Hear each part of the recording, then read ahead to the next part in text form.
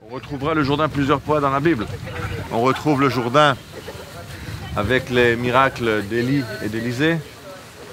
On voit le Jourdain quand le prophète Élie traverse le Jourdain sur son manteau et de l'autre côté il est emmené par un char de feu et qu'Élisée retraverse le Jourdain de nouveau sur le manteau d'Élie.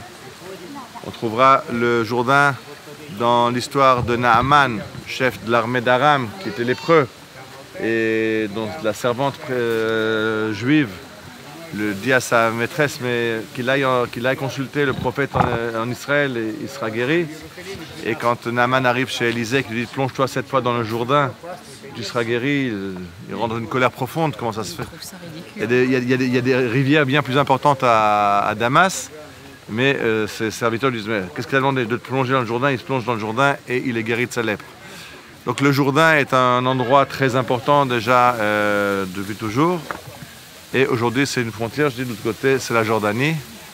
Mais vous voyez, c'est pas très loin. Et le même site de baptême qu'il y a de ce côté ici, on le trouve aussi du côté juste en face. Jean-Baptiste était dans cette région-ci parce qu'on était sur la route des pèlerins. Les pèlerins qui venaient de la Galilée ont suivi grosso modo la route que nous avons faite ce matin, mais de l'autre côté du Jourdain. Et quand ils arrivaient à peu près à cette hauteur-là, ils retraversaient le Jourdain pour aller vers Jéricho, et de Jéricho, ils montaient sur Jérusalem, grosso modo la route que nous allons faire ce soir, ce sera la route aussi des pèlerins. Et Jean-Baptiste, donc, qui était le successeur d'Élie, avait un public tout à fait approprié au moment des grands pèlerinages, où il avait donc toute cette foule qui était à sa disposition. Alors nous lisons dans l'évangile de Marc, commencement de l'évangile de Jésus-Christ, Fils de Dieu. Selon ce qui est écrit dans Ésaïe le prophète, « Voici, j'envoie devant toi mon messager qui préparera ton chemin.